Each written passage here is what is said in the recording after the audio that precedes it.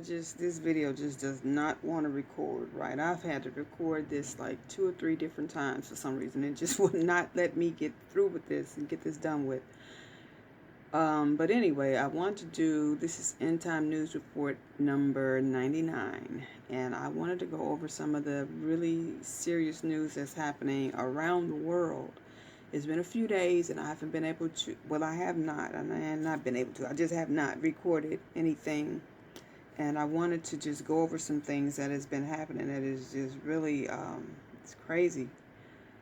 So, looks like the sheriff down there in Florida, what's his name, Grady Judd, announced that in a press conference that they have busted a drug ring down there in Florida where they have confiscated $4.5 million in fentanyl. And they said this was coming into the states through Florida, to Florida. They got the drugs. It came from the Sinaloa and the Jalisco cartels out of Mexico. So there's $4.5 million worth of fentanyl. Said it would kill up to 14 million people. That's how serious this fentanyl epidemic is. And he did also say in his press conference that over about nearly 350,000 people have died in the past 5 years from fentanyl overdoses. So this stuff is really serious. I posted a couple of more stories. I think I got 3 more stories in here where they committed they performed a major bust in is this Memphis? This one's in Minnesota. Let's see. 9 people nabbed in Minnesota. This is in Minnesota. 9 people were busted in Minnesota for fentanyl. It's a drug ring. I think this is the one where they said they had enough dope to kill like 600,000 people. Then there was another drug bust of a man and a woman in St. Guilford County. And I forgot to see where that was based out of. But this is a teacher. The woman was a middle school teacher. Taught in they said the St. Guilford School District. A middle school teacher got busted trafficking fentanyl, dealing drugs, dealing fentanyl. The man's bond, well, his name is Jordan Jefferson. They charged him with felony level 3 trafficking fentanyl, both of them. He has no bond. Her bond is $3 million. Her name is Sadia Owen, and she was a middle school teacher. There's another fentanyl bust in Richmond County. That's right outside of Augusta, Georgia. A man was busted with fentanyl. I think he's the one that had it was either him or the ones in Memphis had like 60 pounds of dope. Yeah, they caught him. He was in Richmond County. I think they're saying he was the one that had enough fentanyl. He had enough fentanyl, they said, can take out the whole Richmond County. That's how much fentanyl he had on him. And then I think this one that was busted in Memphis, they had enough fentanyl to kill 600,000 people. That's how serious this fentanyl is. And like I was saying before in another video about a month or 2 ago, is that a lot of this fentanyl is being brought in through these drug mules. And a lot of these drug mules, like they busted these people down there in Florida, are women. So a lot of these women, they come over here and they're acting as drug mules for drugs and human trafficking. So you see Maria, and she's working in the hotel making $10 an hour. But she could also be moving dope and smuggling human beings over here for the cartels. And I'm not trying to be, paint no stereotype of every Hispanic woman that, is over here, but a lot of them, whether they're documented or undocumented, some of them are working for these cartels as mules. So this fentanyl problem is a big problem in America. Well, it is worldwide, but America is it's killing millions and millions of Americans, and it's being brought in here every day. So, what else is happening? Also, with there has been a major operation with child trafficking. It says there's been an operation that was carried out in California where they rescued 60 kids, 60 children from a a human trafficking ring. And then there were another 109 children rescued in a child trafficking ring in Florida. Now, they're saying the one in Florida, they said that they busted like nearly 250 suspects that took part in this human trafficking ring. And a lot of the stings were done in hotels where they would arrest these suspects, who were attempting to buy sex from these human traffickers. They meet up at the hotel and they pay the traffickers to buy sex from either children or adult prostitutes. A lot of the children have been trafficked, a lot of them from other countries. Like over in Mexico, sometimes the family is so poor and destitute that they'll send a child over here to America, and they'll, they'll sell them to the cartel, and the cartel traffic the child. Or the family is trying to, they're so poor and destitute that they send the child over to America thinking that they're giving the child a better life, and then it turns around that the people that they leave the child in their care end up trafficking the child. So this stuff is happening worldwide with these kids, and this is just a tip of the iceberg. So yeah, they rescued 109 children down in Florida, and then they rescued 60 children in California. And keep in mind that this bust in Florida, where they rounded up these nearly 250 suspects. One was a doctor, one was a retired NFL player, and one was the regional director for the American Red Cross. Yeah, so. And they said the football player had his 6-year-old autistic son with him when he got busted.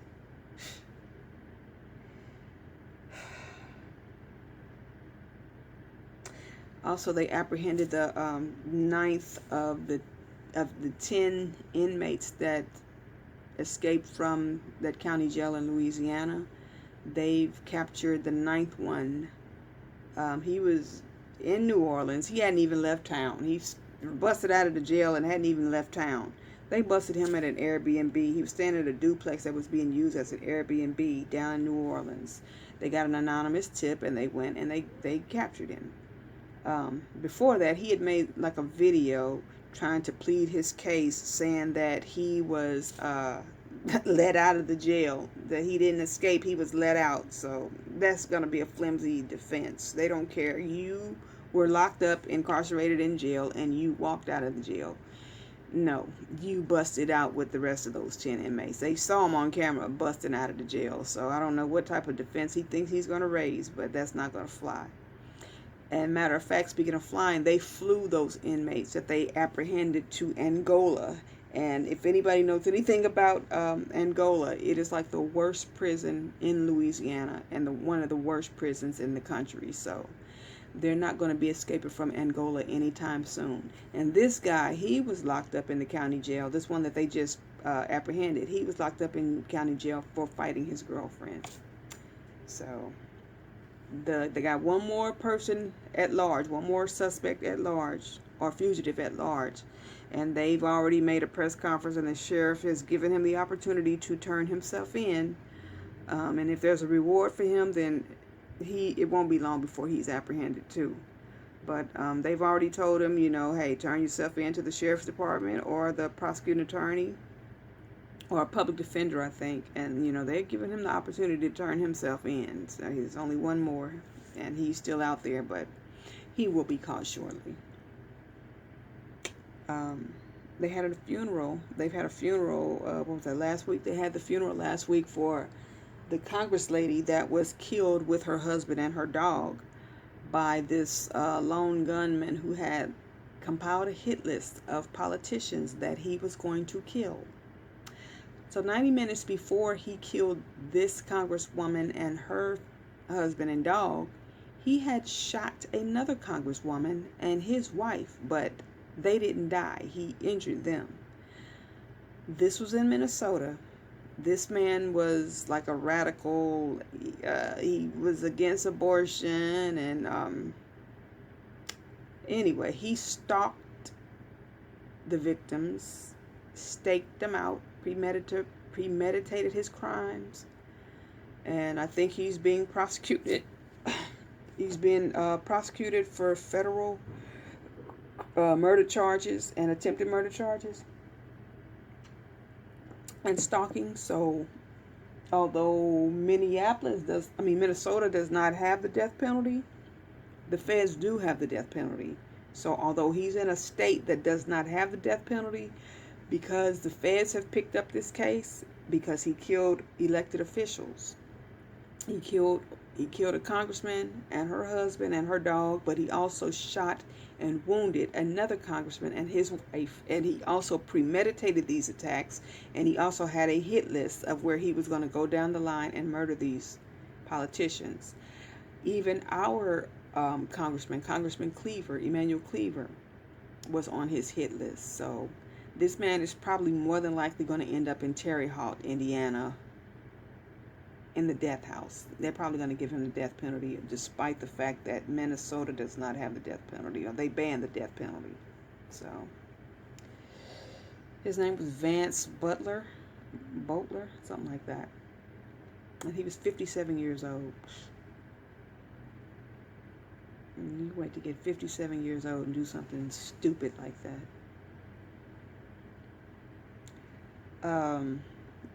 There was also a recent church shooting of a gunman. I think they said he was 37 or something like that. But anyway, this shooter, he decides he wants to go and open fire on a church in Wayne, Michigan. I used to live in Wayne, Michigan, and Wayne is like right outside of Ann Arbor. It's right next to Ann Arbor, as a matter of fact, and it's like 10 minutes from the airport in Romulus, and about 30-40 minute drive from Detroit. So this shooter his mother had recently joined the church and got baptized at this church. It's called Cross Point Christian Church. His mother started going to the church. She had joined the church, got baptized there, and so he started visiting the church. And they said that he would ask the pastor questions about the Bible and religion and things like that, and seeking counseling at the church. So one day he decides that he goes to the Vacation Bible School sermon, and he decides that he wants to open fire with an AR-15 on the entire congregation. Now, by the grace of God, this church had a security team in place of members of the church who are just regular church men who decided to form a security team to prepare for stuff like this. And so by the grace of God, one of the members, there were three men, a part of this security team. They said they had just completed training at a local gun range in the area, like a week before this happened. And one of the men ended up confronting the shooter and ended up getting shot in the leg. And so the shooter ran out of the church. Luckily, he only shot that one man who tried to apprehend him. He shot him in the leg and tried to run out of the church. And it just so happened that a deacon was running late for services, and he was pulling up in his F-150, and he ended up running the man over with his truck to stop him. And when he stopped him, the third church member came out and killed the man. So by the grace of God,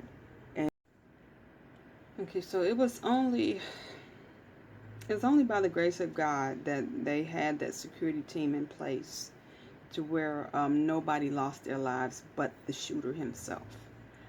Churches all over the country should have a security team in place in these end times, in these last and evil days, because demons are now running up in the church and pulling a Dylan Roof. Remember Dylan Roof? He was the one who ran up into that black church He was a white supremacist. He ran up into that black church and murdered 9 people.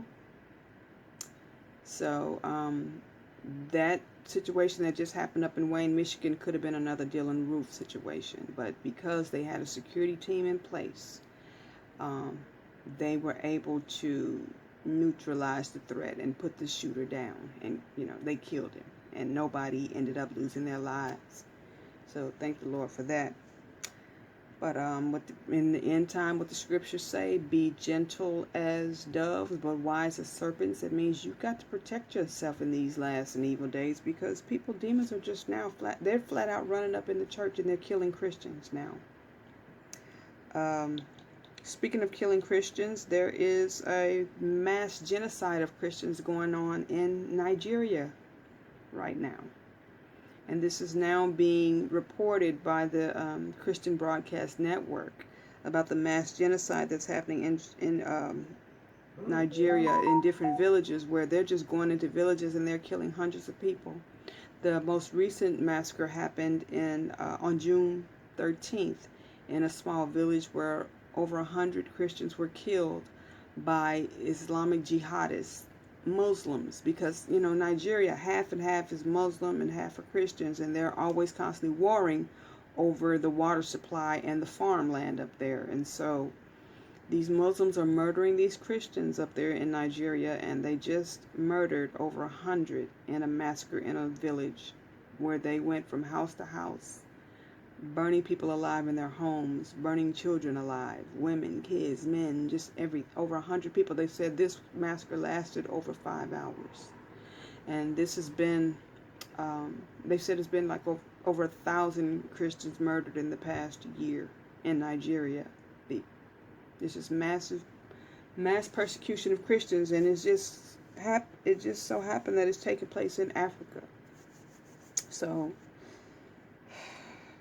again, end time prophecy said that this is going to happen, that Christians would be persecuted for their faith, and that's exactly what's happening. It's very sad.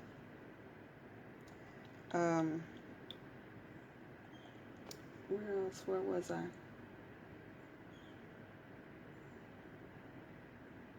Diddy, in the Diddy case.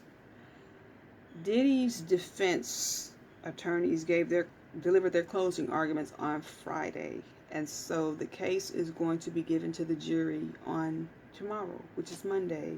The judge is going to give instructions to the jury, and then they will be set for deliberations on Monday. But they said on Friday, they said that Diddy's Sean Combs, they said his lead attorney for his defense team gave a brilliant closing argument, to the point that after he concluded his closing argument, they said that the entire courtroom just erupted in applause. They started clapping. They applauded him after his closing argument. So that sounds like a good thing for Diddy.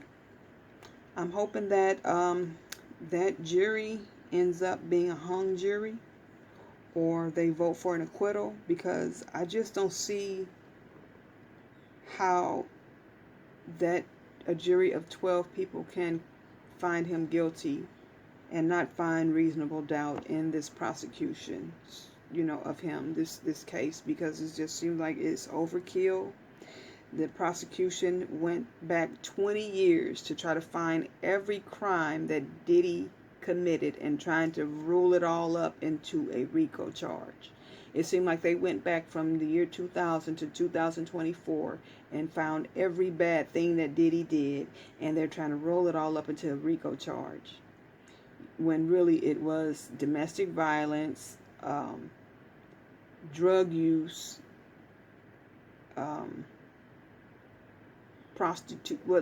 even with the prostitution, it wasn't it was consenting adults. It was consenting adults. All of these people were having orgies. They were swingers, and they were consenting adults.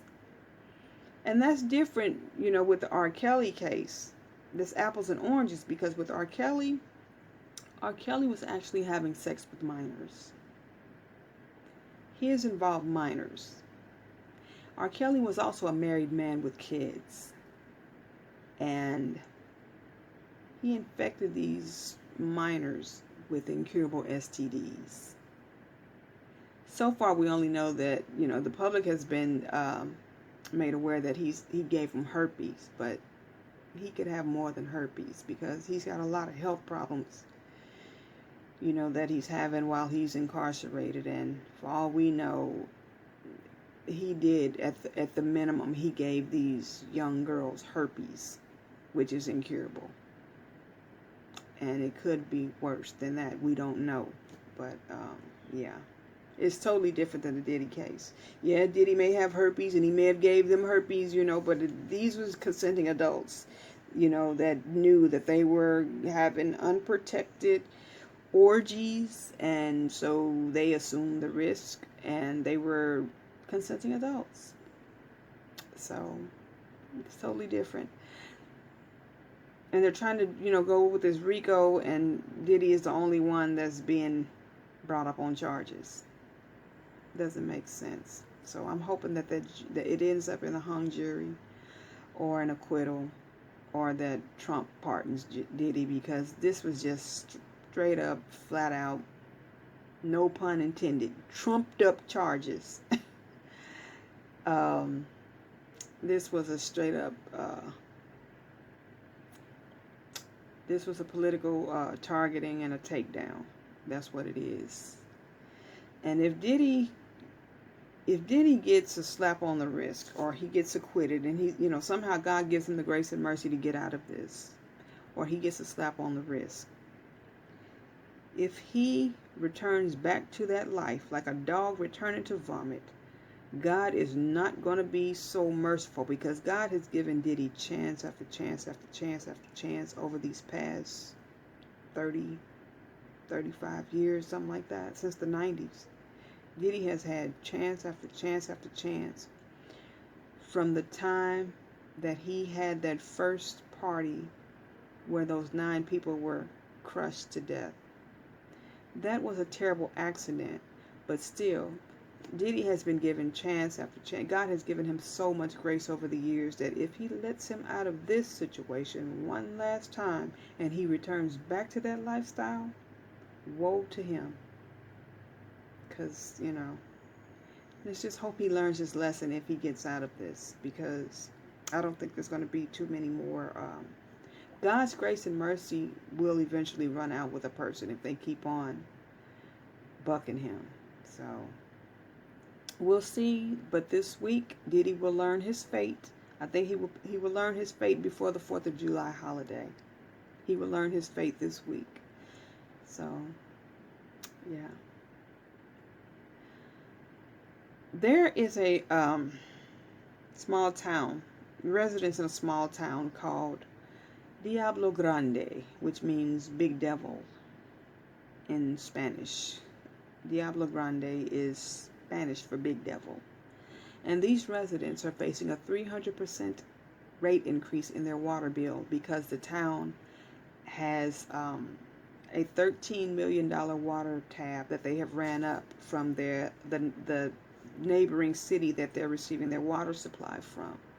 And so these residents are having their bills hiked up 300%. They said the average bill is about $145 a month to $569 a month, because they have fallen behind on their water bill. And so these people were blindsided with this. And so they have, I think, until the end of the year, the town does, to figure out what they're going to do, because that neighboring city has canceled their contract because they have $13 million in the hole, on their water bill. And they're going to have to figure out something. And a lot of those residents moved to that town because they said they wanted to retire there. They bought homes there. And now that, they don't know, the uncertainty of the water supply, they don't know if their homes are going to be livable now. So I posted the news clip about that. But what did they think? What did they expect when they moved to a town called Big Devil? Did they expect to be blessed when they moved there? You moved to a town called Big Devil and wonder why you're running out of water. You don't get blessed in a living in a place called Big Devil. So if they can sell their houses, they probably probably should put them on the market and sell them quickly, if they can sell them. That is, if they can sell them. What else has been going on? There have been earthquakes, major earthquakes happening over in Asia. It looks like the Philippines was hit with a 6.1 magnitude earthquake. Japan was hit with a 5.9 and a 6.1 earthquake. And they're saying, seismologists are saying that Japan is due for a major earthquake. Now, these 6.1 earthquakes, they're saying, have been the most powerful earthquakes that the world has experienced this year. But they're saying that Japan is due for a massive earthquake. So this 6.1, they said, is just a precursor, or it's just it's nothing compared to what Japan is going to get. China has also been hit with a major flood. They said 3 cities have been submerged in water because of this flood that's happening in China. That happened in China. So the Asia is getting tore up. It is getting tore up with these natural disasters right about now. What's going on in the Middle East is the most important thing that people need to pay attention to, because right now Trump is trying to expand this Abraham Accord. Well, he has expanded it. And so other nations in the Middle East have joined the Abraham Accords, to enter into a peace treaty with Israel that Trump and his son-in-law Jared Kushner is brokering this deal. And Israel and its Prime Minister Benjamin Netanyahu has agreed to a peace treaty where they will, give concessions to the land.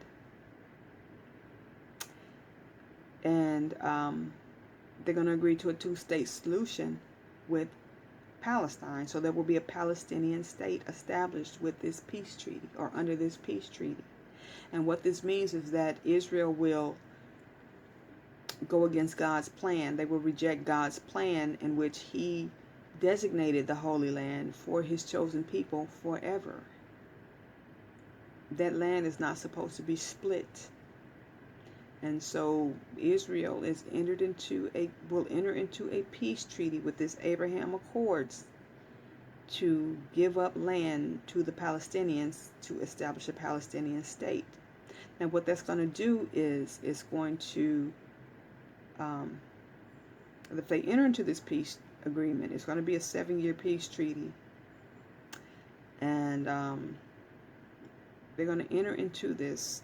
And that's how the Antichrist is going to enter into the world stage, because at the midway point of that 7-year peace treaty, the Antichrist is going to break that peace treaty. Now, who the Antichrist is, we don't know, because we just don't know.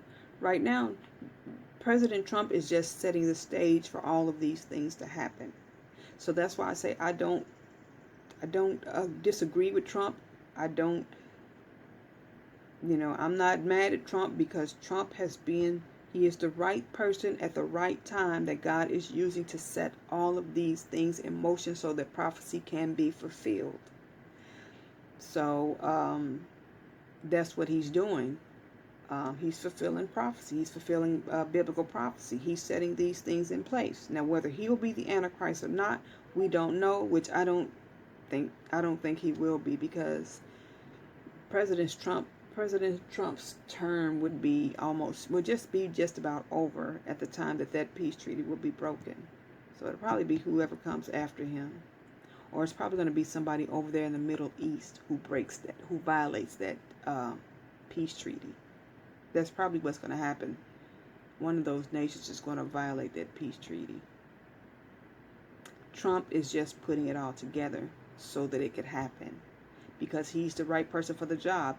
Biden is not the right person for the job. Kamala would not have been the right person for the job. God knew what he was doing. He put Trump in there as the last Trump, the Trump of the church age, where, you know, he's the closeout president, that he's going to put all this stuff in motion for the tribulation, for, no, first for the rapture and then the tribulation. Trump is setting everything in motion so that prophecy can be fulfilled. That's what he's doing. Now, like I said, now if he allows the Antichrist to enter into him, if he allows Satan to enter into him and possess him, then he can become the Antichrist.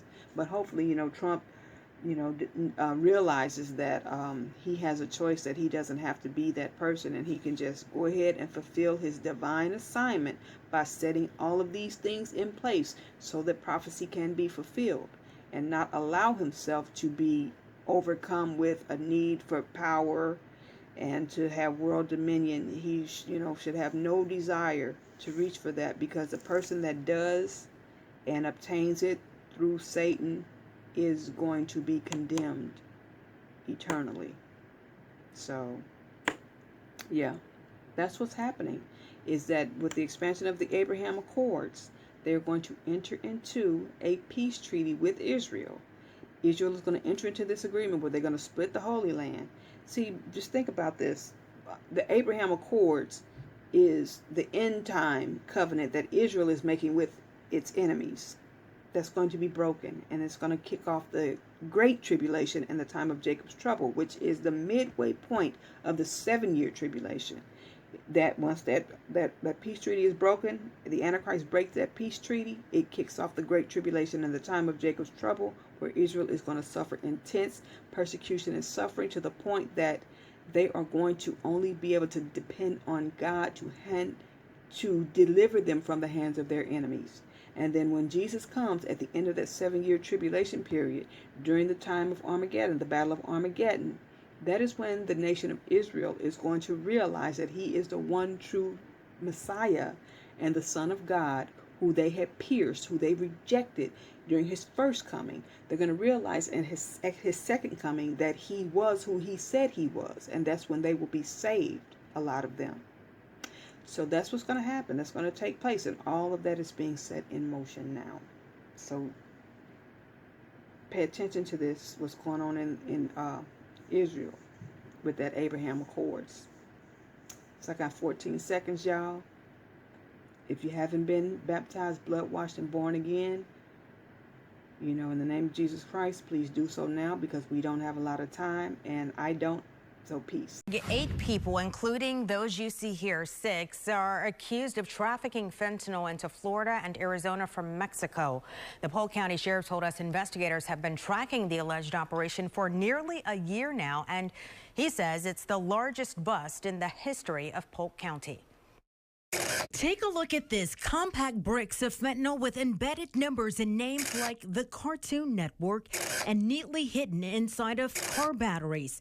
The Polk County Sheriff told us what you're looking at is 64 pounds of fentanyl worth about $4.5 million. Listen as he explains the impact of this amount of the potent drug making it to local neighborhoods. We do have a crisis when 340,000 people have died in 5 years in the United States of America. The 64 pounds of fentanyl powder and pills, the sheriff says, is enough to kill millions of people.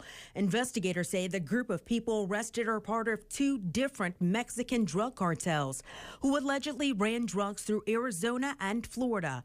Early on, detectives say they coordinated shipments of pills, and the sheriff says the supplier sent 6 shipments of fentanyl pills to Polk County, resulting in the initial seizure of about 17 pounds of pills. These people are violent. These people want your money, and they don't care whether or not they take your life. The sheriff says the major operation took them to stash houses and drug operations, also operating out of Daytona Beach and even Atlanta. All of the suspects now face charges linked to trafficking fentanyl and conspiracy to traffic the drug. 2 years ago, the state legislature here in Florida established a fund to help conduct drug investigations, specifically targeting fentanyl. Federal and local authorities have teamed up on a major drug trafficking bust tied to a violent crime at a troubled Minneapolis corner.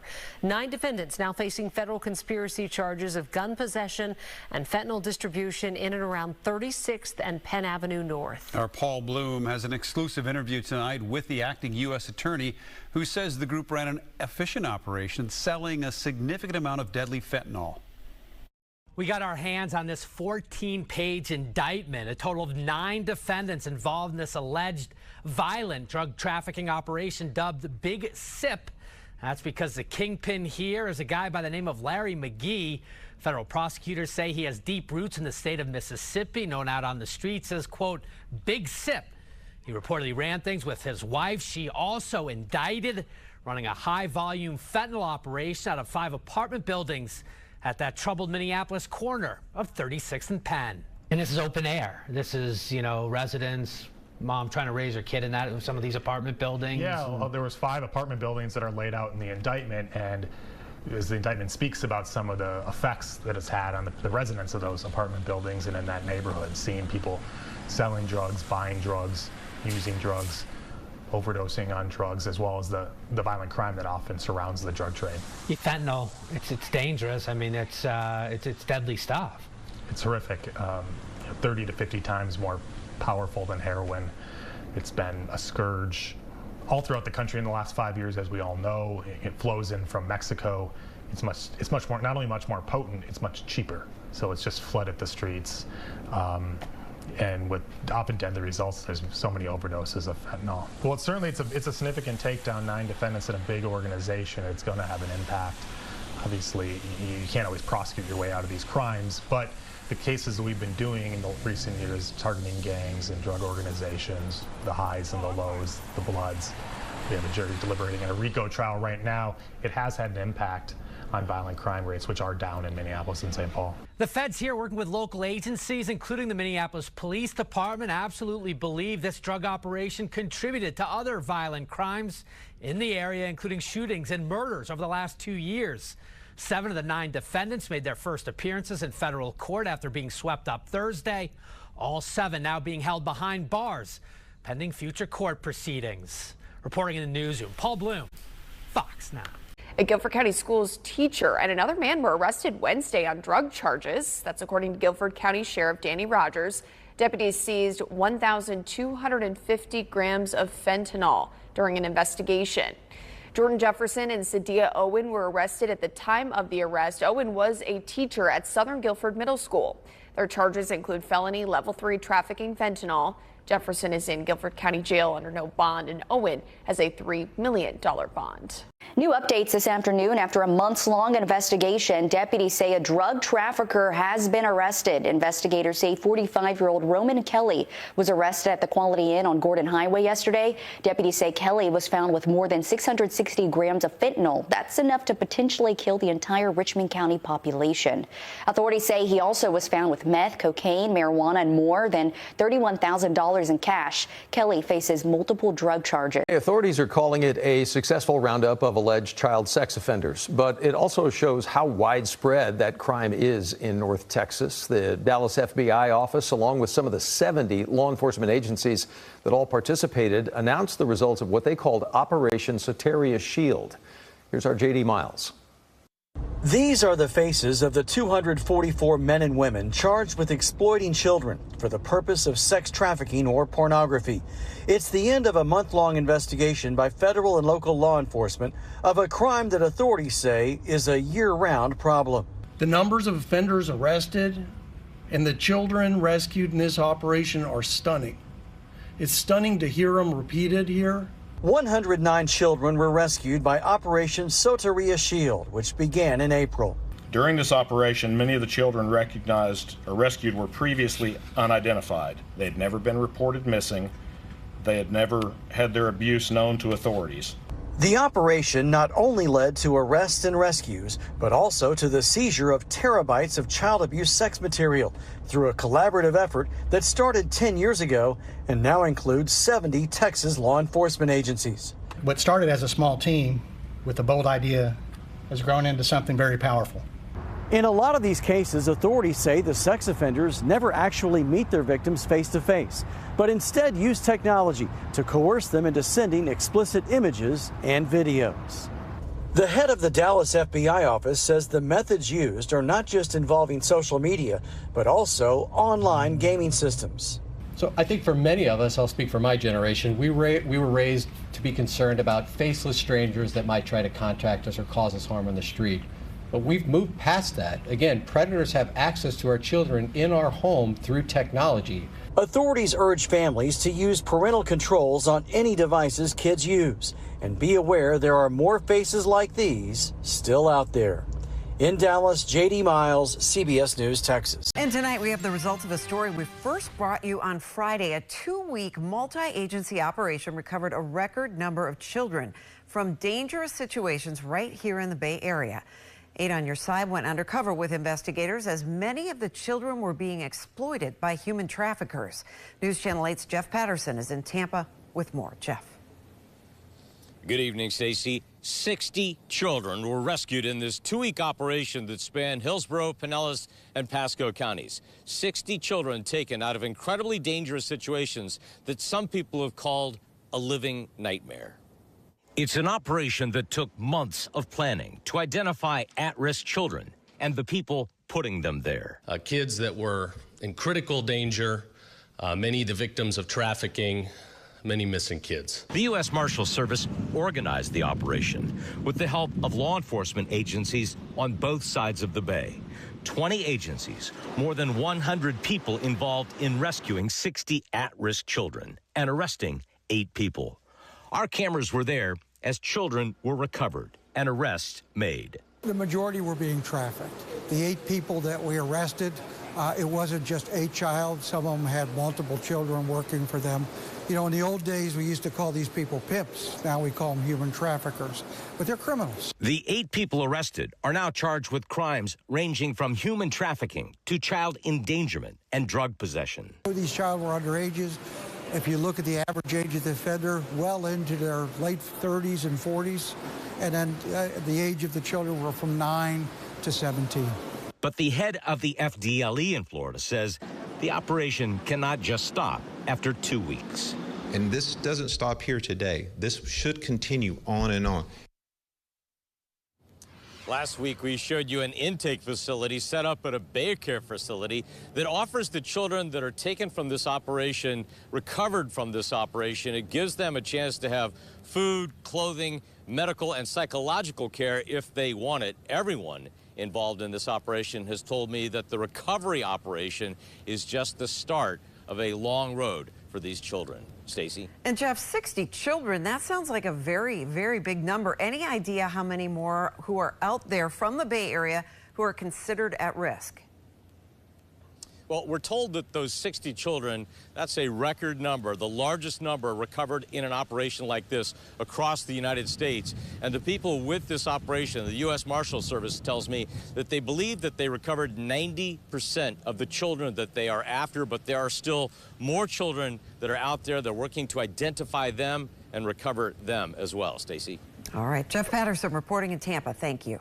I'm Meg Gatto. And I'm Lauren McCoy. Neighbors in Holly Grove were shocked to learn Antoine Massey was hiding out in a home nearby. Andres Fuentes shares their reaction to his arrest.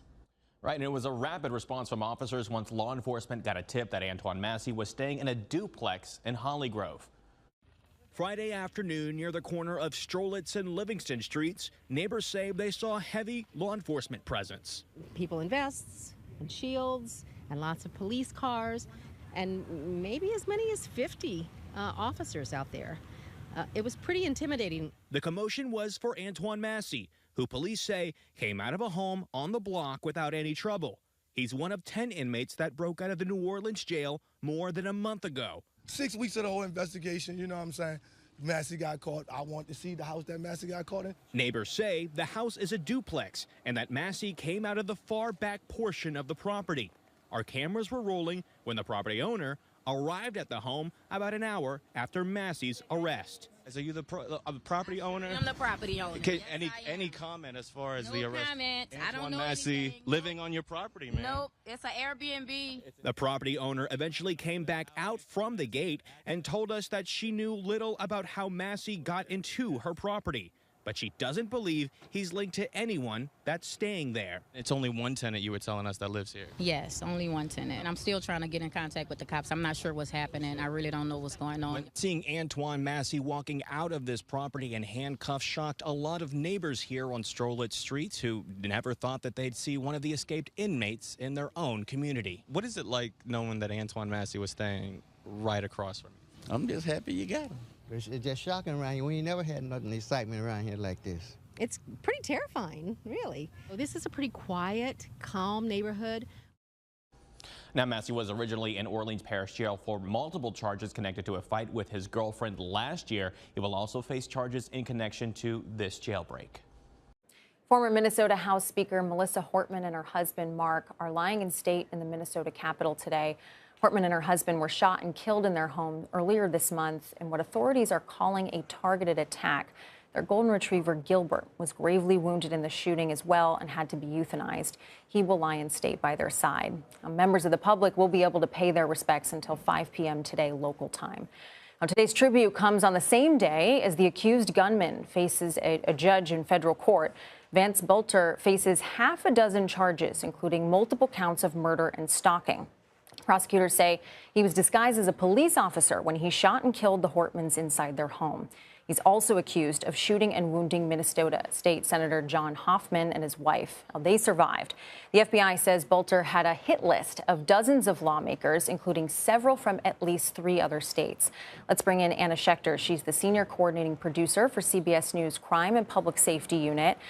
So, Anna, can you walk us through what's happening at today's proceedings? Sure. Well, Vance Belter walked into the federal courthouse in St. Paul, and he had a public defender assigned to him. And there was a little bit of courtroom drama because almost immediately she approached the judge and started explaining the horrific conditions she says that he's in. He is on suicide watch in a local county jail. She said he hasn't slept.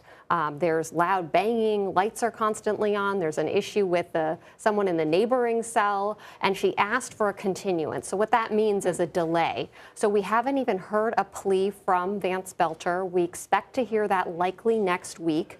So today we kind of heard a little bit more about what life has been like. He even addressed the judge, telling the judge, I haven't slept in about 12 to 14 days, so I need to get my sleep, is essentially what he was saying.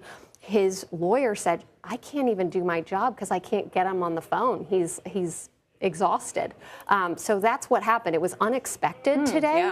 Yeah. It was sort of an unusual hearing in federal court, and federal prosecutors did not argue with that. Essentially, they agreed.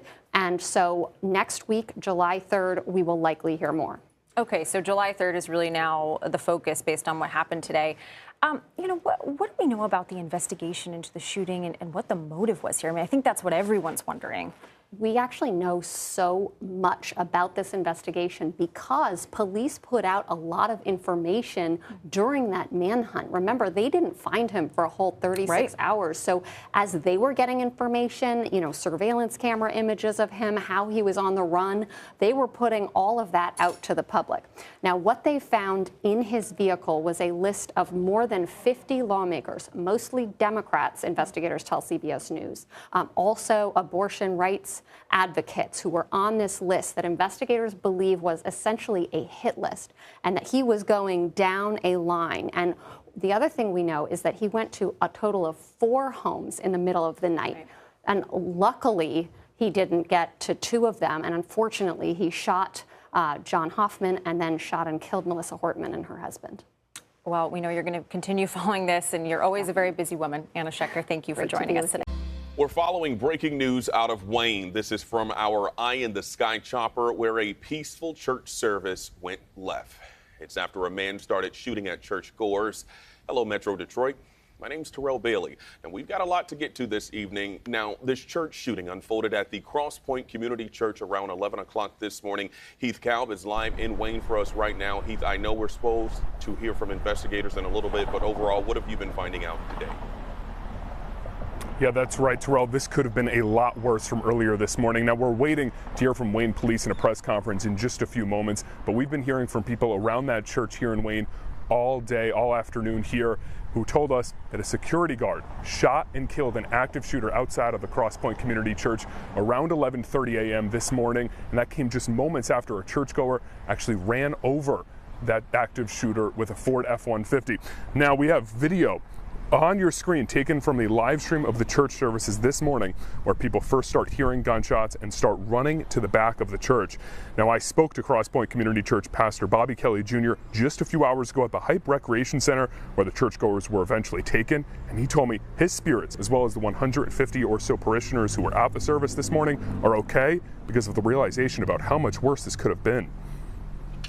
The people who were very distraught and really broken up about this, they still took it very well because they recognized what could have happened that did not happen. So what we know now is that the only person that miraculously got killed from this event earlier this morning was that active shooter. The security guard was shot, but he does appear to be okay. We're set to hear from the Wayne Police in just a few moments. Like I mentioned, we're going to have what information they provide us later tonight at 11 on CBS Detroit. For now, here in Wayne, I'm Heath Kalb, CBS News Detroit.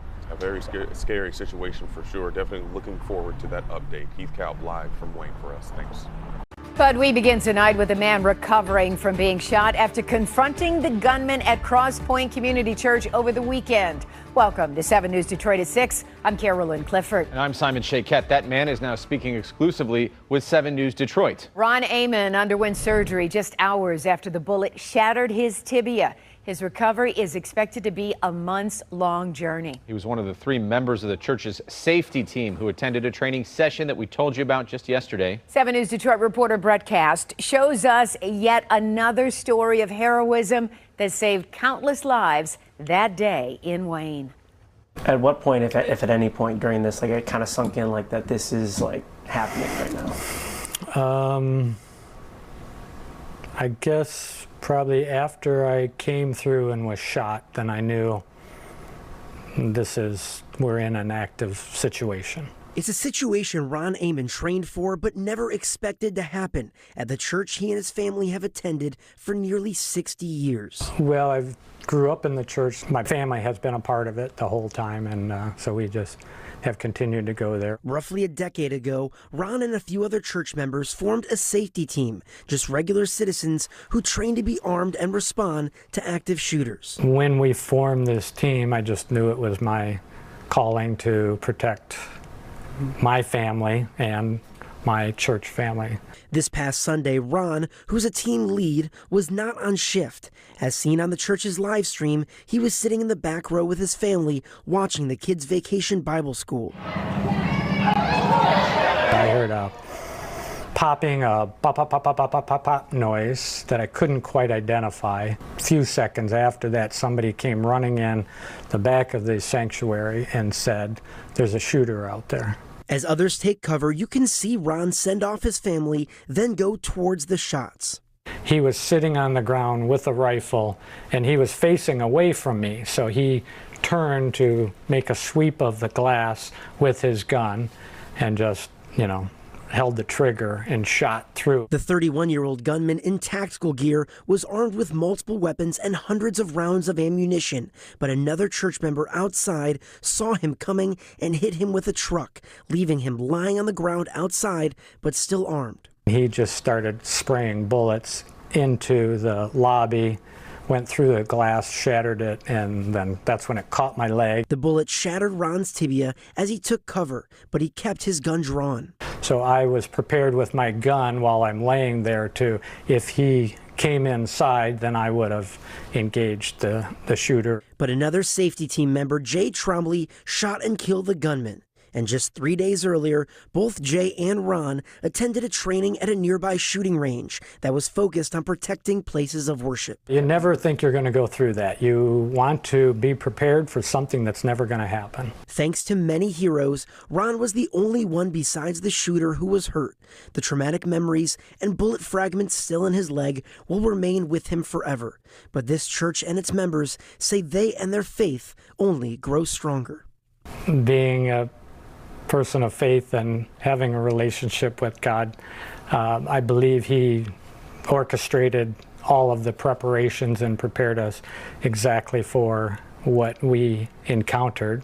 And repairs are still underway here at Crosspoint Community Church. Meanwhile, Ron will be at home for months as he recovers from his injuries and will also be out of work during that time. So his church community has started a GoFundMe for him and his family. We'll have a link to that on our website, WXYZ.com. In Wayne, I'm Brett Cast, 7 News Detroit. But we begin tonight with the interview you will see only here on 7, a security guard stopping an attempted mass shooting at a local church.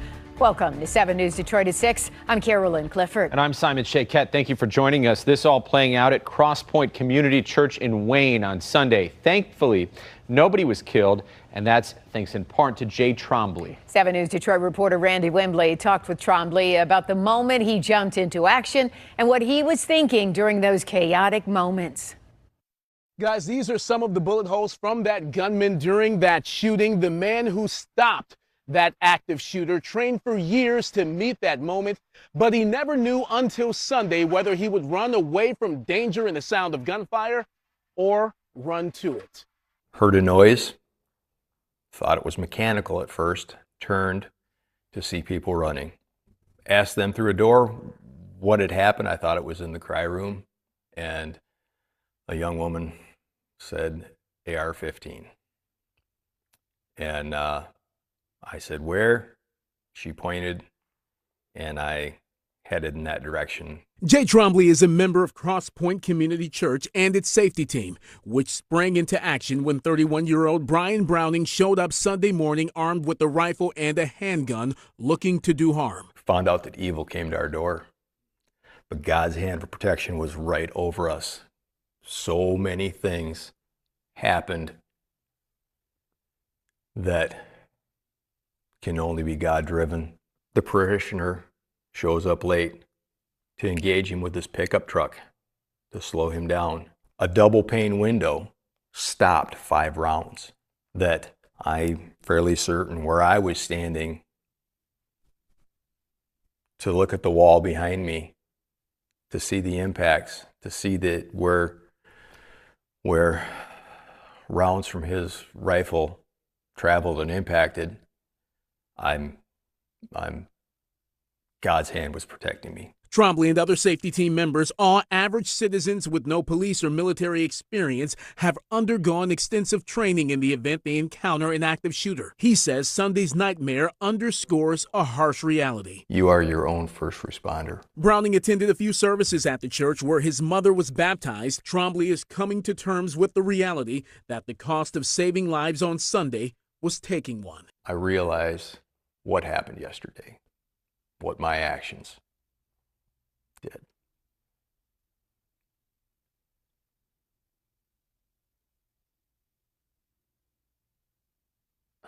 You know, I will reconcile with the Lord on the time for that.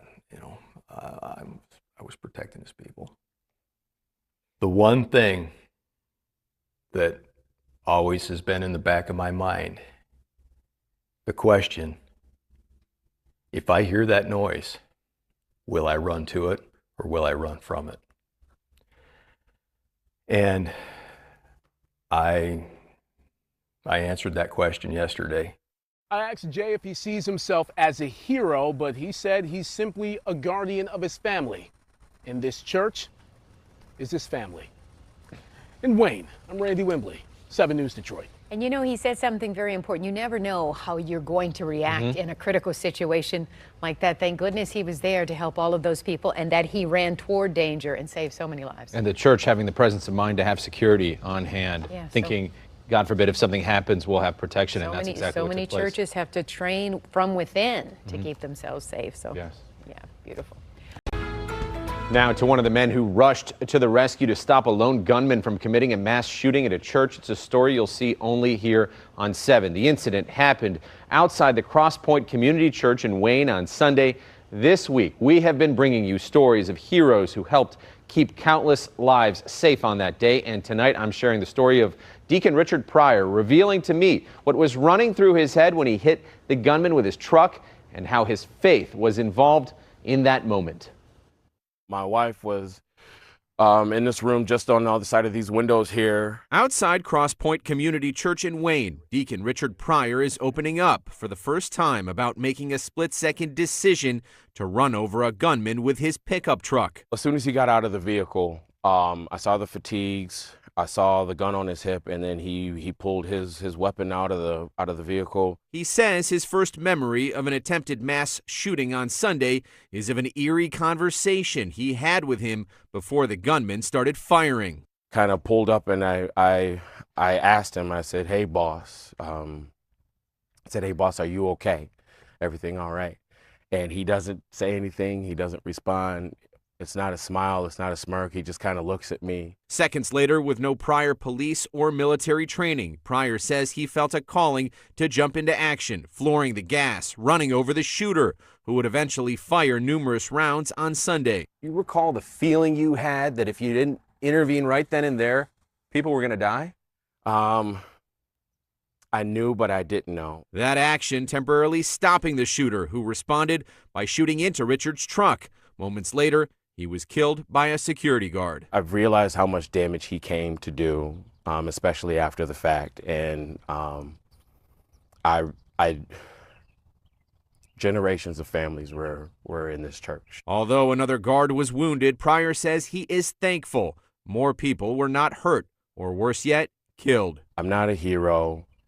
My heroes are Jay and John and security staff that eliminated this man. As a result of this violent scene, Pryor's truck was destroyed, a vehicle he used to deliver bread for his day job. Thankfully, this GoFundMe page has now surpassed $25,000 to help get a replacement. What does it mean to you to see folks helping out in this interim? I can't be more than appreciative for everyone reaching out. As for this incredible act of bravery, the humble hero is just asking others to stay vigilant, as he did while talking to 911. I never considered my health in that moment. Do you believe everything in your life led you to this point for a reason? I definitely do now. Pryor is adamant that he's not a hero, but many people feel that's exactly the title he has earned. Oh my goodness. I mean, I know we say if you see something, say something, but you really never know how you're going to react in that moment. So how is he still processing everything that he's gone through? Because he could have been killed.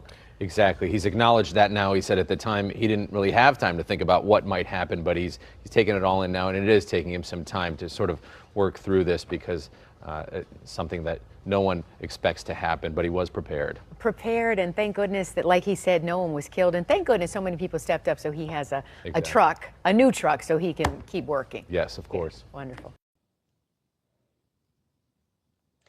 And let's shift our focus to the Central African Republic, where 29 students died after a stampede broke out in a school in the capital of Bangui. The tragedy unfolded as a power transformer exploded at an exam center with 5,300 students. They had gathered to take their high school exam. The blast triggered panic in the school, after which the students and supervisors tried to flee the premises. Some even jumped from the first floor of the building to escape. The exam room when the electricity started sparking. There was panic. The invigilators fled, so we wanted to escape too. But as there was no exit, we were forced to jump from the second and third floors. I have 2 broken legs and a fractured pelvis. For some, it's even worse. Some of them died. Residents rushed in to rescue the injured as the chaos unfolded. UN peacekeepers, police, and other security personnel were also spotted around the school area, overwhelmed by parents and other locals. My children are also taking their baccalaureate exams this year. Raising children in these conditions, with poverty, tears, and no resources, is already a real struggle. Civil servants are underpaid.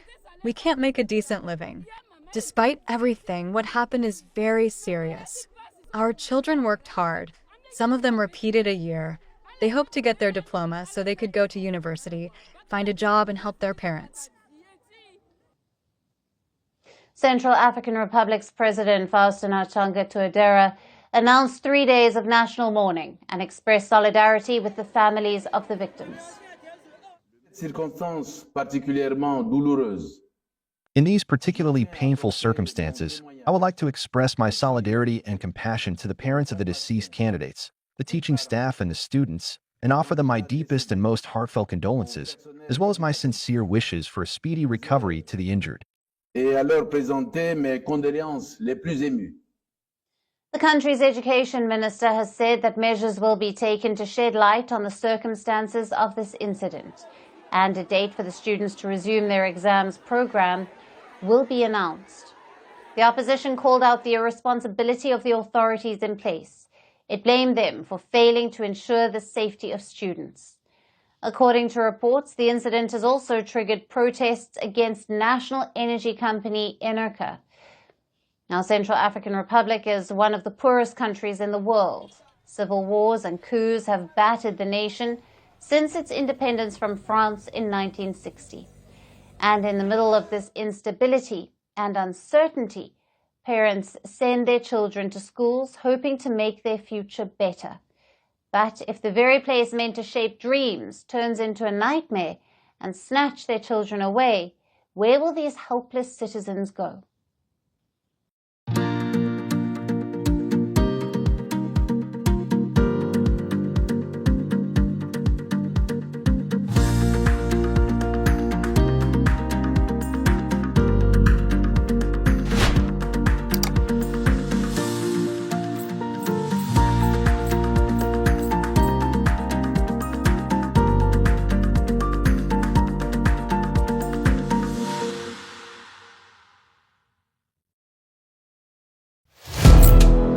First Post now available in 9 languages on YouTube. English, Stands at $36 trillion. French, Le FMI, comme German, Geschäftsführenden Direktor Hindi, $30 trillion kakaljo. Indonesian, Pemerintah tanpa pemeriksaan. Italian, Sekali radikali. Japanese, 4 兆ドル以上も Portuguese, por causa do próprio balanço patrimonial. Spanish. Beautiful bill. Go to Settings, click on Audio Track and select the language of your choice. Be the first to know what's happening around you in your first language. First Post.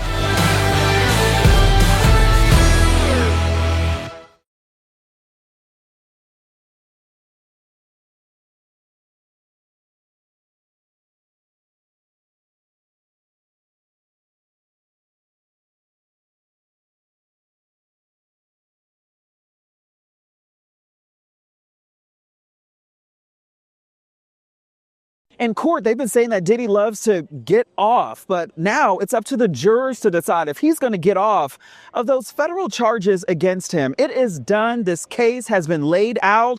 We've seen the escorts, the violence, the drugs, the money, the Johnson & Johnson. The Fed saying that he's using his power, threats, money, and shame to force women into sex for his own entertainment. But this afternoon, the defense, they got their final lick back with evidence that they say suggests that the women wanted all of this. I'm Justin Carter here in Lower Manhattan in front of the courthouse. This is a TSR Investigate special report, Trial Watch. The Combs kids and mom Janice Combs, they were back for 2 days of closing arguments and they had to hear it all. Let's take it back to Thursday. The feds recalling the physical evidence, driving home their case to jurors that Diddy was the head of a criminal enterprise. They also keyed in on that infamous hotel surveillance footage that painted a picture of what it was like to be in a freak-off with Diddy. They said that these were drug-fueled, days-long sex marathons that Cassie had to endure, where she was hit and dragged, even dragged back into the room after she tried to leave these sex events with an escort waiting for her inside. Now, Combs, he sat mostly silent in court, scribbling notes and shaking his head after a voice memo was played, one of which to an ex-girlfriend girlfriend, Jane Doe. She testified that Diddy threatened to withhold her $10,000 per month rent payment if she didn't participate in some of these freak-offs. Take a listen. I ain't trying to go back and forth with no woman. You know what I'm saying? I'm telling you, I ain't got no time for games. Me and you could be mad, I could have a spat, we could have whatever. Then after that, you better get on your job. Prosecutors also telling the jury that they only need to find, quote, one single freak-off when Combs coerced them by using lies, threats, or violence. Quote, that's sex trafficking. He knew that threatening to take away her home could turn a no into a yes. That's coercion. It's time to hold him accountable. It's time for justice, end quote. And for those RICO racketeering charges, prosecutors reminding the jury that they only need to find Diddy committed 2 of the hundreds of crimes that they accuse him of, including the hundreds of drug offenses that he's accused of and arson. And of course, you remember Kid Cudi accused Diddy of being behind that fire that caused his Porsche to go up in flames. Now, in the defense's closing arguments, defense attorney Mark Agnifilo hammering against the governor's case, mocking it at times, calling the evidence exaggerated, also saying that it was a fake trial. He accused prosecutors of targeting Combs after Cassie was awarded that $20 million settlement. He also questioned why no one was charged as a co-conspirator when it comes to those racketeering conspiracy charges. This is what he said, quote, "Are you kidding me? Did any witness get on that witness stand and say, yes, I was part of a racketeering enterprise. I engaged in racketeering? No, those accusations were a fragment of the prosecution's imagination," end quote. And he also tried to drive home the motive too. Quote, "This isn't about crime, it's about money. This is about money. If you had to pick a winner in this whole thing, it's hard not to pick Cassie." Now, the defense also acknowledged the 2016 hotel video that's been played over and over again, saying that it shows evidence of domestic assault, but not evidence of sex trafficking by force. The defense insisting that Combs may have been angry, but not Cassie trying to flee from a freak-off. Instead, she was just trying to take his cell phone. I thought it was interesting, too, that the defense, they tried to paint the picture that the escorts involved in this case were not escorts at all, almost painting them to be men who like to do porn videos and would have done all of these sex acts out of the kindness of their own hearts and not for money. But, of course, prosecutors, they refuted that. Prosecutors, they put a bow on this whole trial, and in their rebuttal, U.S. Attorney Maureen Comey said Diddy's defense team, you can call them whatever they want, but by definition, they were prostitutes who got paid to do this each and every time. Quote, "They spent a lot of energy trying to distract from Combs' inexcusable behavior. Make no mistake, this trial was about how, in Sean Combs' world, no was never an option," end quote. Now, Sean P. Diddy Combs has pled not guilty to all federal charges filed against him. If he is convicted, he could spend decades in prison. Of course, stay with the Shade Room as we continue to follow this story next week. From jury deliberation up into the verdict, we'll have wall-to-wall coverage for you. For now, here in Lower Manhattan, in front of the courthouse, I'm Justin Carter. This is a TSR Investigate special report. Trial Watch.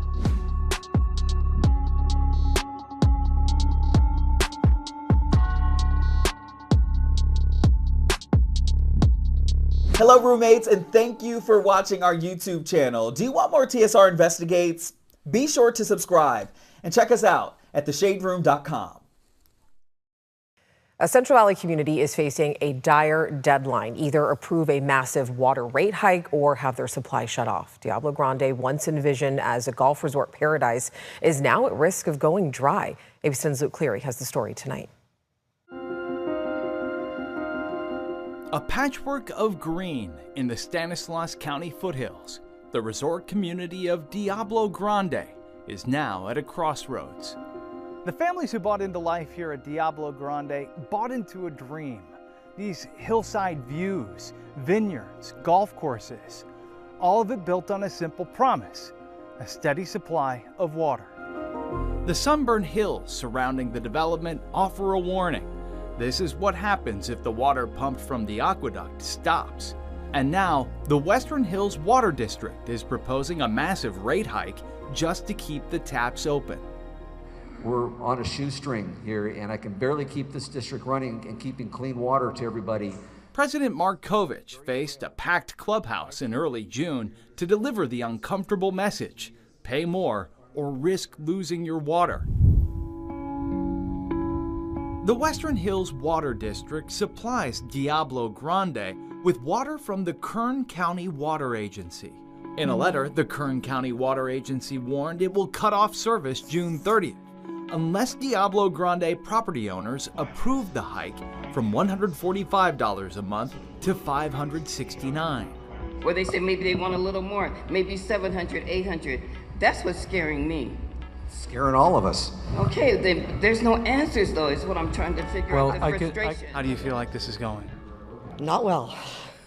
Debbie Antigua heads the action committee organizing public meetings. The residents are very concerned. They don't know whether or not they're going to have water. The Kern County Water Agency says it's ending its contract with Western Hills because the district owes the agency more than $13 million and hasn't made a payment since 2019. The letter states that if the rate hike passes, Kern will keep the water flowing until December 31st to give Western Hills time to find another supplier. You keep saying something about it's good until December. Retired nurse Lydia Stewart is one of many asking hard questions. We're on Social Security, limited income. What are we supposed to do? She and her husband James say they put their life savings into a new home here in 2018. What was that like for you? A dream, because I've worked so hard. I've taken care of so many people. But that dream home now hangs in the balance. They won't be able to sustain the higher rate for long on top of the mortgage and other bills. We only have a certain income. That's why we picked up here, because we could afford just that. We didn't expect this big lump sum to be dumped on us. We're victims in all of this, right? We've paid our bill. Katie Whitney and her husband moved to Diablo Grande in 2012 to retire. The dream was to, move up here, someday retire, and, play golf every day. The rate hike will be uncomfortable.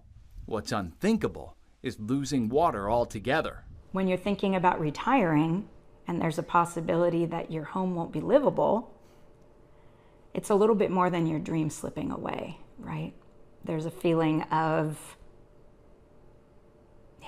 how did we get here? How in the world did we get here?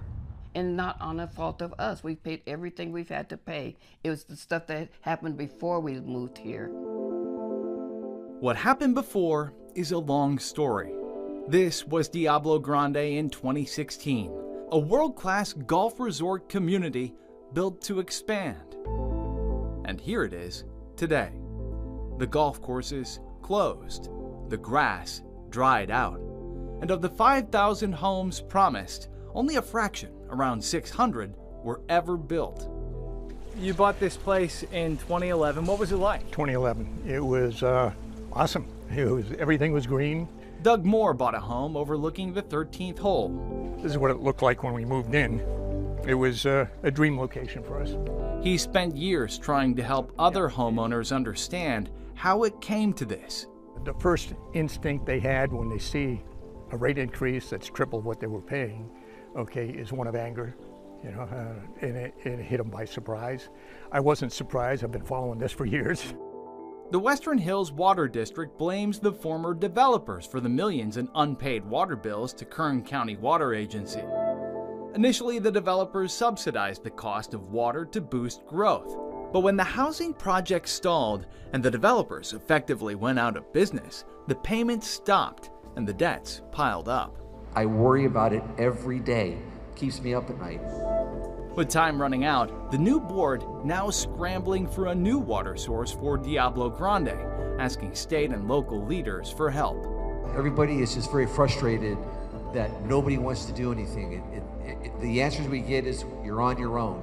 Stanislaus County officials say they can't intervene either.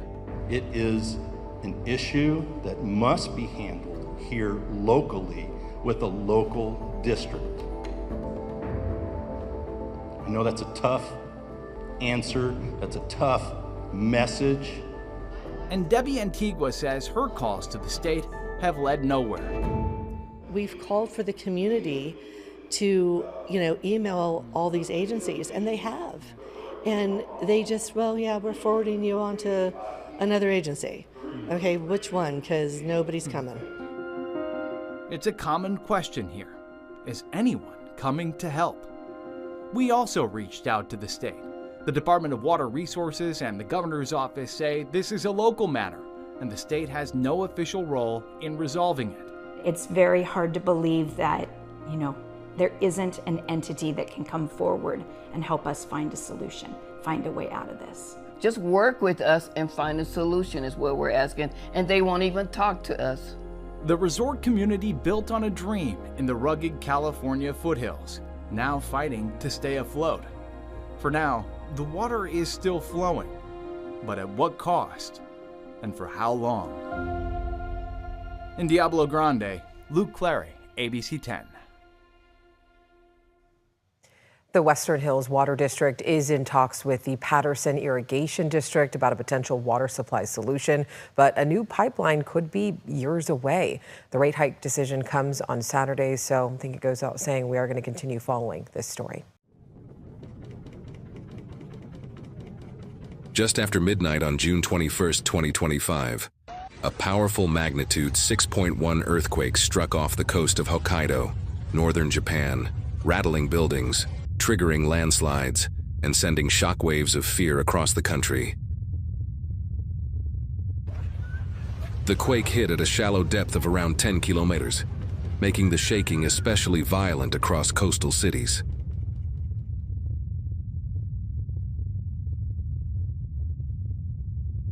In Nemuro, glass shattered. In Obihiro, walls cracked. Surveillance footage shows shelves crashing down in supermarkets as terrified customers ducked for cover.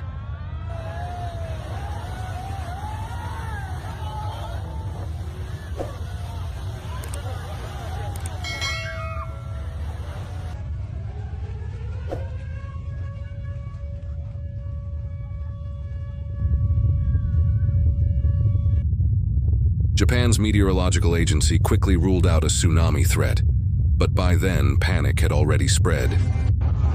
Trains stopped, elevators froze, power flickered.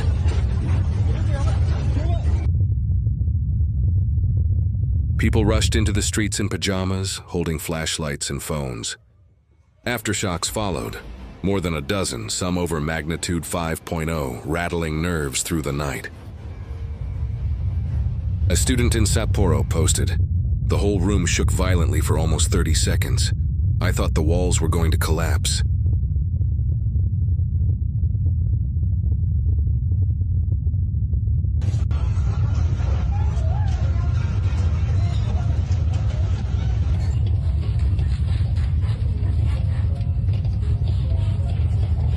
As of now, no deaths have been reported, but there are injuries and scattered damage. Emergency crews responded to minor fires, gas leaks, and road collapses in rural areas. Several elderly residents were treated for falls and shock. In Kushiro, parts of a cliff gave way, sending debris down onto a coastal highway.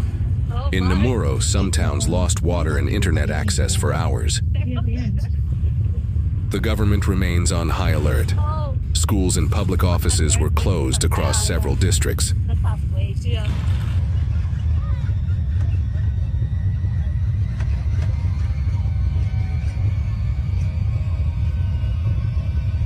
Japan is one of the most earthquake-ready nations on Earth.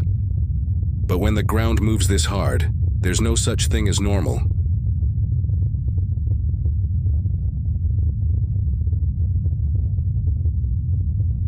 This quake is another reminder of the country's position on the volatile ring of fire, and a warning that the big one many fear may not be far off.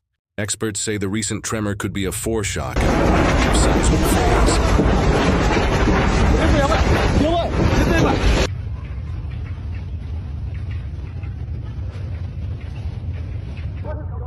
In a televised address, Japan's Prime Minister said, "We urge all citizens to stay vigilant.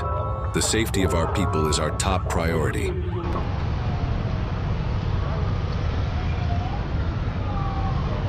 Still, amid the shaking, Japan's resilience showed. Firefighters mobilized in minutes.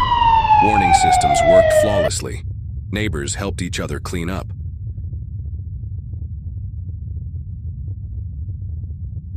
Japan didn't panic, it responded. And once again, a nation built on fault lines stood tall.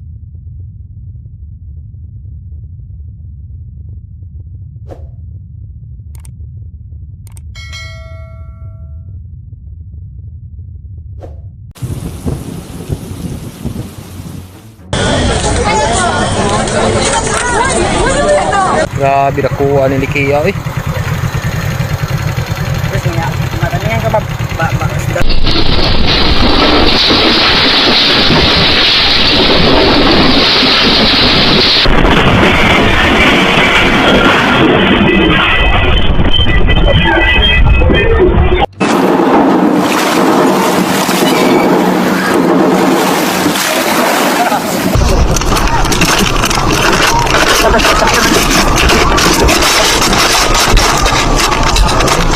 A strong earthquake measuring 6.1 magnitude struck off the coast of Sarangani, Davao region in the southern Philippines, early on June 28, 2025 local time.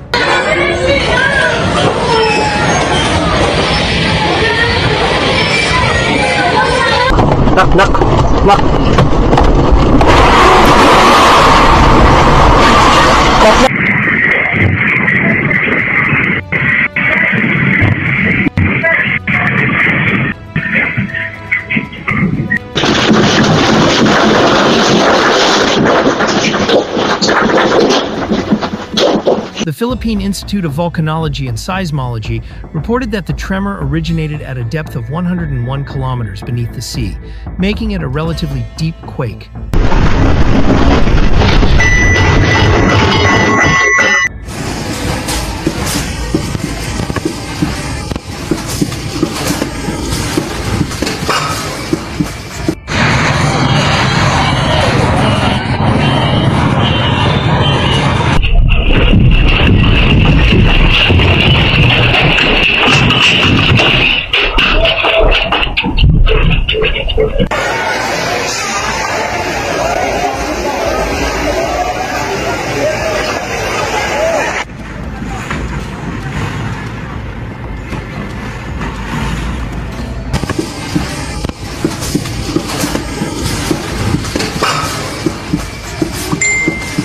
The epicenter was located off the coast of Davao Occidental, approximately 70 kilometers southwest of Sarangani.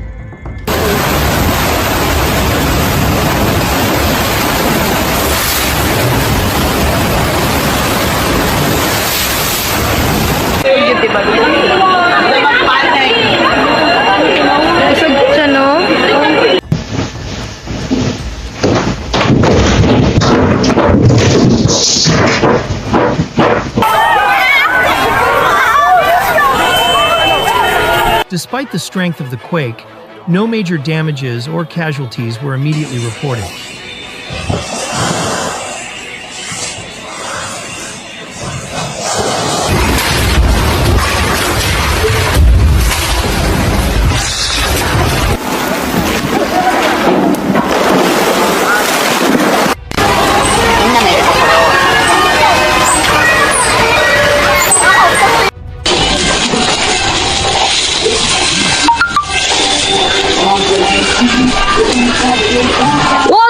Residents across various parts of Mindanao, including General Santos, Davao City, and nearby provinces, felt strong shaking that lasted for several seconds, prompting people to evacuate buildings and move to safer areas.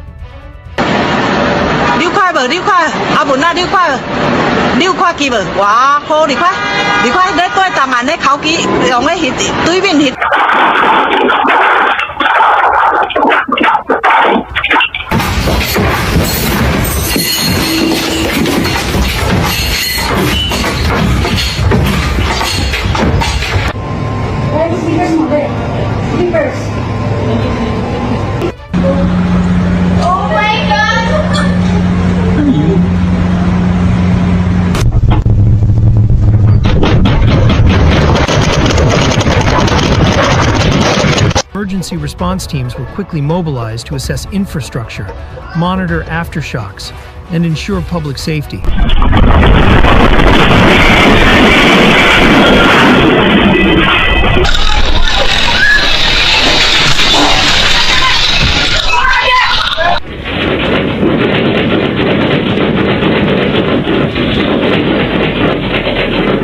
The depth of the earthquake helped to reduce the potential for surface-level destruction, but it was still powerful enough to trigger temporary power outages and disrupt communications in some towns.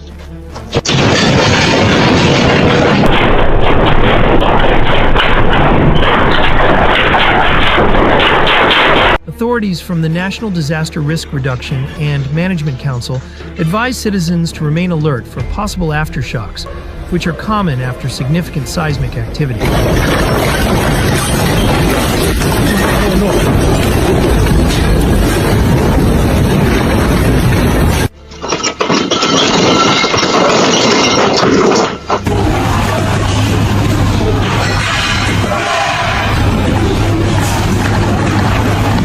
The country sits along the Pacific Ring of Fire, a region notorious for frequent and intense seismic activity due to the movement of several tectonic plates.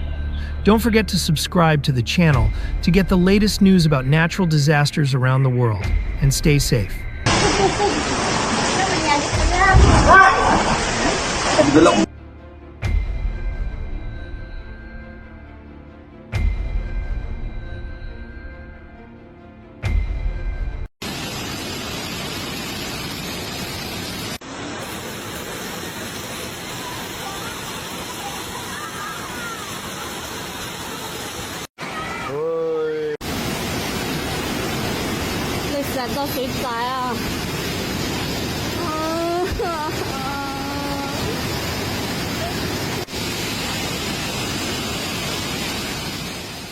Today in China, another town is underwater. Danjiang Town, nestled in Leishan County in Guizhou Province, was hit hard by torrential rain and flooding.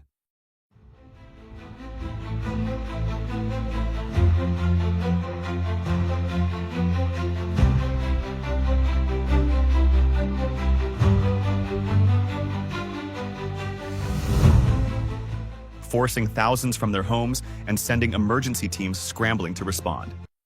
This is the second major downpour in the area in just a short span, and once again, nature showed no mercy. At around 8 o'clock this morning, local authorities in Leishan County triggered a Level 2 emergency response. The rainfall came down fast and heavy, swelling rivers and triggering flash floods and landslides. In just a matter of hours, entire streets were submerged and rural areas cut off. The impact was particularly severe in Danjiang Town, where water surged into low-lying homes and filled basements. Residents in riverside areas had to act quickly, some escaping with only the clothes on their backs. One dramatic scene unfolded at a residential resettlement site called Yangpai, where the hillside next to apartment blocks gave way. A powerful flow of mud and debris poured straight into buildings 38 and 39. One woman, trapped on her balcony as muddy water flooded below her, cried out for help. Thankfully, she was heard. Emergency crews rushed in and brought her to safety. And it wasn't just her. Firefighters and local responders worked around the clock to make sure residents were evacuated before things got worse. In total, over 2,400 people from 723 households were evacuated in the county, and warnings were issued to more than 10,000 residents in flood-prone zones. Officials stressed that the early alert system and quick response likely prevented casualties, though the damage to homes and roads is still being assessed.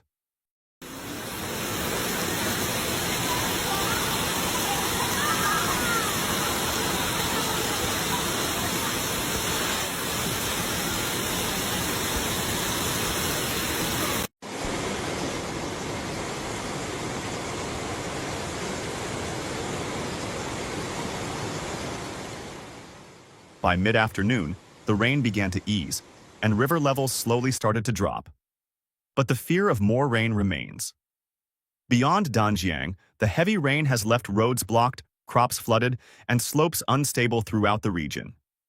Landslide risks remain high, and many villages are watching riverbanks nervously as cleanup crews inspect dikes and shore up vulnerable spots.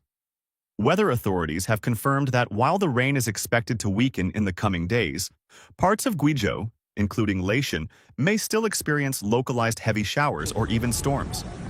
But even in the face of danger, the spirit of the community has shone through. Neighbors helping neighbors, volunteers delivering supplies, emergency teams risking their lives to protect others. In a time of crisis, this unity and resilience are what stand out most. The people of Danjiang Town have been through a lot, and while the skies may be clearing, the recovery is just beginning. If there's one thing we're reminded of again and again, it's the growing need to be prepared. Climate extremes are becoming more frequent and more severe. And for towns like Danjiang, early warning systems, solid infrastructure, and community readiness are not just helpful, they're life-saving. Our thoughts are with everyone affected in Lishan County. If you're watching this and wondering how to help, consider supporting local relief efforts or simply sharing their story. Awareness matters. Thank you for watching. Stay safe, stay informed, and wherever you are, take care of one another. Don't forget to like, share, and subscribe for more updates on global weather events and their human impact. How much do the Abraham Accords that were established in the president's first term now lay the groundwork? Is that the template, and does that expand? Well, one of the president's key objectives is that the Abraham Accords be expanded, that more countries come into it, and we are working on that on my team and in coordination with the Secretary of State and the entire State Department. And we think we're going to have some pretty big announcements on countries that are now coming into the Abraham Peace Accords. And we're hoping for normalization across an array of countries that maybe people would have never contemplated would come in. So we're excited for that prospect. That will also be a stabilizer in the Middle East. The president at the NATO summit today said a couple of times, basically, that this is not about a new nuclear agreement. I think getting to the point that you just made about a comprehensive peace agreement and that being the broader goal here. That being said, the Iranians taking a crack at nuclear enrichment again, is that the red line? That's for sure the red line, yeah. That's always been the red line. Enrichment is the red line, and beyond enrichment, weaponization is the red line. We can't have weaponization. That's just, that will destabilize the entire region. Everyone will then need a bomb, and we just can't have that. President Donald Trump says he's ready to move on and make a new peace deal with Iran. This as lawmakers argue over how much damage was done to Iran's nuclear program in recent U.S. airstrikes. Fox's Mike Tobin has the latest on the Israel-Iran conflict from Tel Aviv. We do not have understanding and control of where all of that material is. The world is still trying to determine the extent of the damage done to Iran's nuclear program as negotiations toward a broader peace deal continue. On Friday, House lawmakers got a classified briefing, but most Democrats say they still have deep concerns that the airstrikes might not have destroyed Iran's supply of highly enriched uranium. There is, I think, frankly, very over-optimistic portrayal of what was and was not accomplished by this mission. But Republicans tell a different story, claiming the intelligence presented in the briefing clearly shows significant damage to the nuclear facilities. President Trump took a decisive action, and it was successful. They severely hurt the nuclear program. The Israeli military also held their own briefing on Friday, announcing the end of their offensive operations in Iran and releasing new footage showing the extent of the damage. This victory opens up an opportunity for a dramatic expansion of the peace agreements. We are working on this vigorously. And while Israel pivots back to the war in Gaza, President Trump is now working with America's allies in the region to advance a more comprehensive agreement with Iran. He says the next round of talks will take place next week. I don't believe that they're going to go back into nuclear anytime soon. They spent over $1 trillion on nuclear, and they never got it together. On Friday, Iran's foreign minister said his country is considering barring UN inspectors from Iran's nuclear sites. In Tel Aviv, Mike Tobin, Fox 13 News.